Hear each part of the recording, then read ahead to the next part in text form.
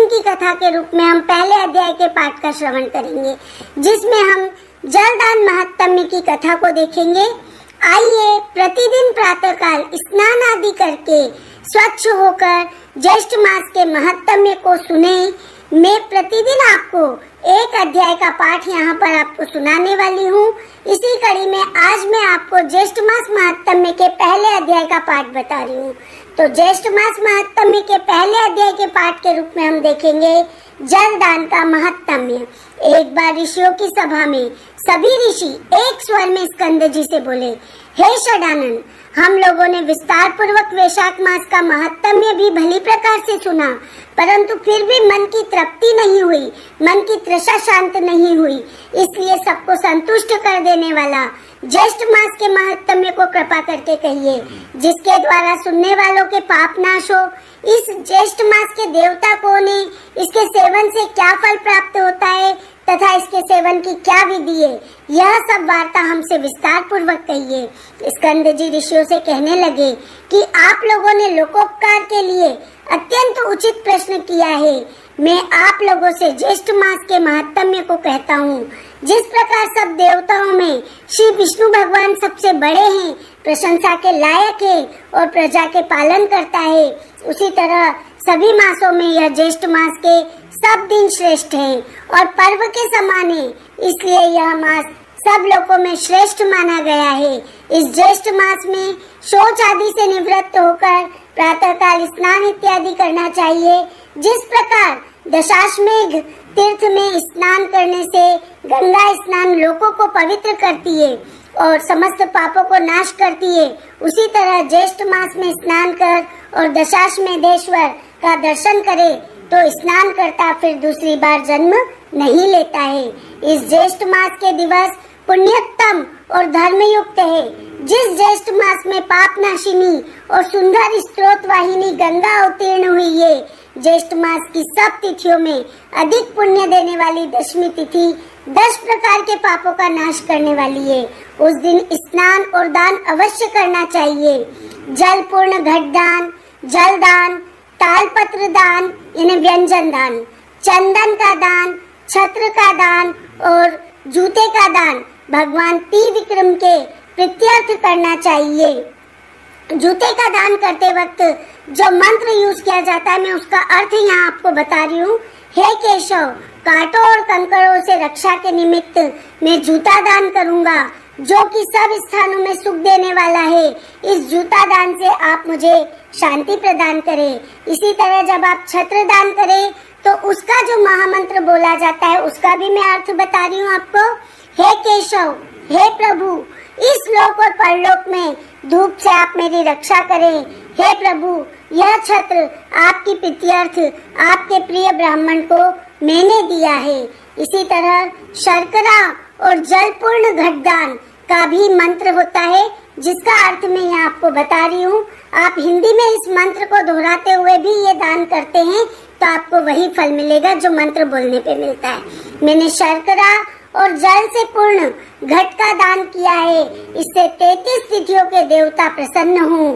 इसके अलावा व्यंजन दान करते वक्त जो मंत्र बोला जाता है उसका अर्थ है, सदैव धर्म को शांति देने वालों ने श्री विष्णु भगवान का प्रिय व्यंजन श्री त्रिविक्रम भगवान की प्रीति के लिए मैंने ब्राह्मण को दिया है।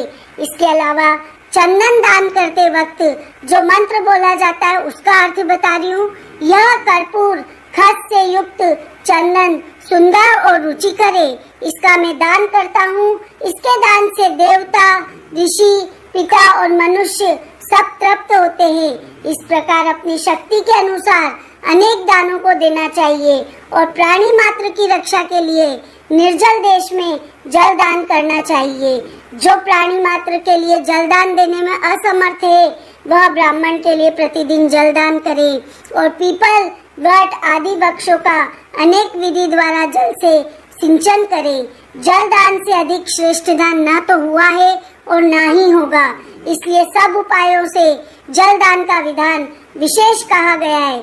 जो मनुष्य मोहवश ज्येष्ठ मास में जलदान नहीं करता है वह घोर नरक की यातना को भोगकर पुनः पृथ्वी पर आकर चातक की योनि में जन्म लेता है। इस विषय में मैं तुमसे एक प्राचीन कथा का इतिहास बताता हूँ। पूर्व काल में त्रेता युग के अंत में महिष्मतीपुरी में वेद वेदांग का पारंगत धर्मात्मा सुमंतु नाम का एक श्रेष्ठ ब्राह्मण था। उस ब्राह्मण की गुणवती नाम वाली स्त्री और देव शर्मा नाम वाला पुत्र था। देव शर्मा ब्राह्मण पुत्र सदैव देवता की पूजन में निरत रहता था और अतिथियों का वह स्वागत सत्कार करता रहता था, इसलिए अतिथियों का प्रिय था। किसी समय देवयोग से वह समीधा लेने के लिए वन में गया। वहाँ वह प्रतप्त तेज किरणों से और तृषा से अत्यंत व्याकुल हो गया। तृषा यानी प्यास से।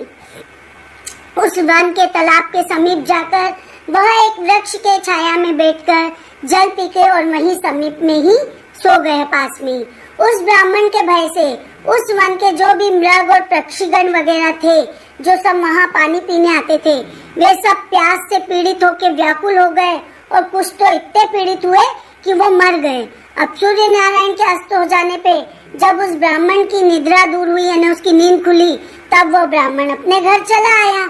अब जब अज्ञात दोष से वह ब्राह्मण मर गया तो उसकी प्रतिव्रता स्त्री और अपने पुत्र तथा धन आदि का त्याग करके और उसके साथ ही अग्नि में प्रवेश कर गई और उसी अज्ञात कर्म दोष के फल से अनेक नरकों की यातना को भोगकर पुनः अपनी स्त्री सहित वह चातक योनि में आया और अत्यंत दुखी हो गया।